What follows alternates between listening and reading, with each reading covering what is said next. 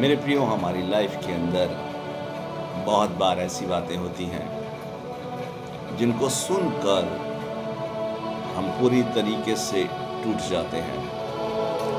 बहुत सारी बातें हमारी लाइफ के अंदर ऐसी आ जाती हैं जिनके बारे में हमने कभी सोचा भी नहीं होता कि लोग मेरे बारे में ऐसा कहेंगे, यार ये व्यक्ति मेरे बारे में ऐसा कहेगा, यार प्रभु को मानने वाले लोग भी ऐसा कहते हैं। मेरे प्रियो, पवित्र शास्त्र क्या कहता है? बाइबल सिखाती है कि गलतियों उसका 2:20 में पौलुस लिखता है, मैं मसीह के साथ क्रूस पर लटकाया गया, अब मैं जीवित ना रहा वरन मसीह मुझ में जीवित है। मैं जीवित ना रहा वरन मसीह मुझ में जीवित है। मैं जो जीवित हूं तो केवल उस विश्वास से जीवित हूं जो परमेश्वर के पुत्र मसीह यीशु पर है, जिसने मुझसे प्रेम किया और अपने आप को मेरे लिए दे दिया। मेरे प्रियो, हमारी लाइफ के अंदर बहुत सारी बातें ऐसी आती हैं, हम टूट जाते हैं, हम बिखर जाते हैं, हम सोचते हैं ऐसा मेरे साथ क्यों हुआ, प्रभु मेरी लाइफ में ऐसा क्यों है, मेरे साथ चलने वाले लोगों ने मुझे बेइज्जत किया, मुझे धिक्कारा, मुझे गलत ठहराया। मैं सोच भी नहीं सकता था कि यह व्यक्ति, यह भाई, यह बहन, या मेरी पत्नी, या मेरा पति, या मेरी डैडी, या मेरी मम्मी मेरे बारे में ऐसा सोच सकती है।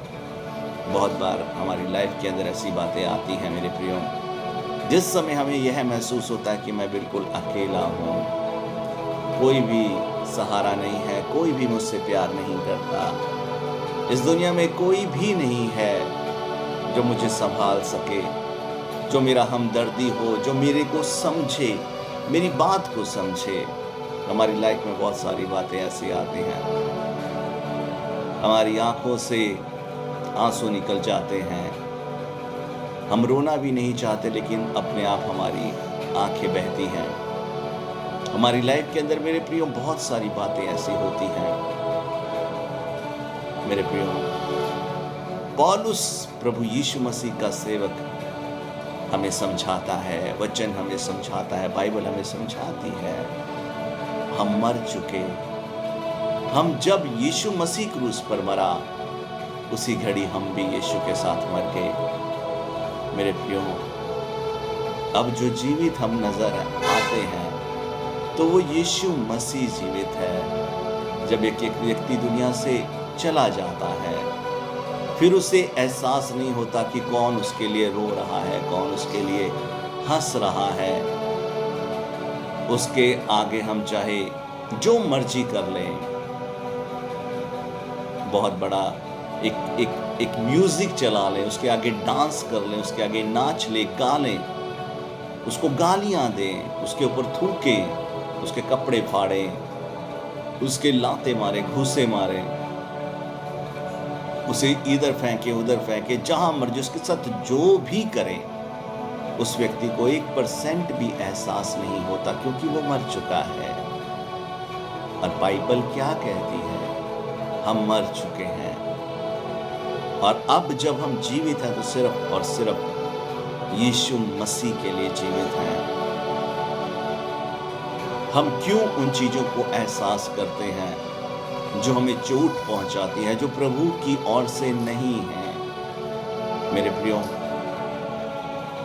अगर वो बातें प्रभु की ओर से भी हैं तो हमें एक ही बात याद रखनी है कि उन लोगों ने यीशु मसीह को भी सताया, वो हमें भी सताएंगे। अगर वो बातें प्रभु यीशु की ओर से नहीं हैं, तब भी हमें यही सोचना है कि मैं तो मर चुका हूं, मैं जीवित ही नहीं हूं, मेरे अंदर तो यीशु मसीह जीवित है।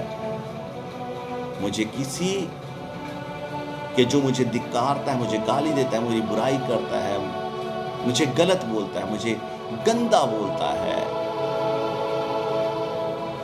उसके बोलने का क्या फायदा, क्योंकि मैं तो मर चुका हूं। मेरे अंदर सिर्फ और सिर्फ यीशु जीवित है।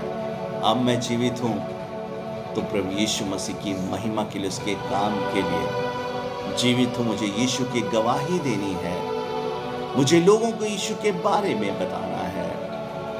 बहुत सारे लोग मेरे प्रियो आज नशे में मर जाते हैं। वो नशा कर रहे हैं, नशा छोड़ना भी चाहते हैं, लेकिन उनका दिमाग, उनका शरीर उसे छोड़ने नहीं देता। बहुत सारी बहनें, औरतें, लड़कियां आज गलत कामों में फंस चुकी हैं। वो चाहकर भी उस गुनाह से, उस गंदी जिंदगी से बाहर नहीं आ सकती। इतना भ्रष्टाचार, इतना पैसे का लोभ, इतनी भूखमरी, इतनी बेरोजगारी इस दुनिया में है। लोग गरीबी के कारण मर रहे हैं, वो गलत कामों का सहारा लेते हैं, वो पाप का सहारा लेते हैं, और वो लोग उनकी गरीबी का, उनकी मजबूरी का फायदा उठाते हैं और उन्हें पैसा कमाने के लिए इस्तेमाल करते हैं। मेरे प्रियो, इंसान दुखी होकर, तंग आकर सुसाइड कर लेता है। एक बाप अपने बच्चों को छोड़कर चला जाता है, एक माँ अपने बच्चों को छोड़कर चली जाती है। इंसान आज हार चुका है अपनी जिंदगी से, चाहे गरीबी कारण हो, चाहे भ्रष्टाचार कारण हो, चाहे उसकी खुद की गंदी जिंदगी कारण हो। इंसान आज हालात